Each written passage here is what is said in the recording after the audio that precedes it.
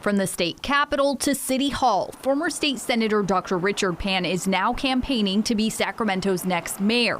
I'm running for mayor because I really believe in the city of Sacramento and I believe in the people of Sacramento.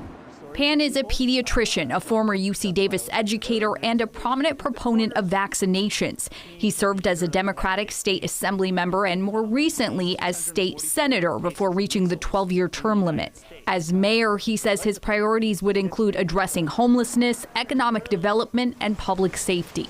Well, the most fundamental role of government is keeping people safe, right? And particularly keeping public spaces safe. He cited challenges in recruiting police officers. We have a lot of vacancies, right? We need to be sure that we have metrics that allow people to know that when they have a concern about safety, that those will be addressed. When it comes to homelessness, it's a big problem. It's very difficult, right? Pan says there are a lot of announcements about new programs and new funding, but there's little follow through. Some of these are good ideas, but we need to follow through. It's about execution. And that's what I think I've demonstrated throughout my time, both as someone who's been a community leader as well as in the legislature, is that I'm a big believer in follow through. Let's do the things we said we're going to do.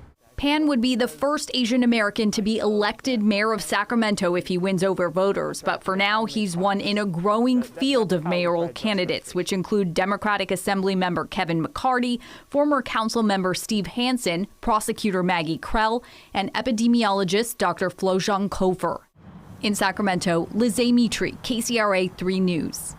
Tomorrow, Dr. Pan will hold two public discussions. One's at 11 a.m. in the McKinley Park Rose Garden, and that's with supporters and others. Then at 4, he's meeting with local business leaders at La Conseca restaurant in Cesar Chavez Park. The primary election, by the way, is set for March 5th.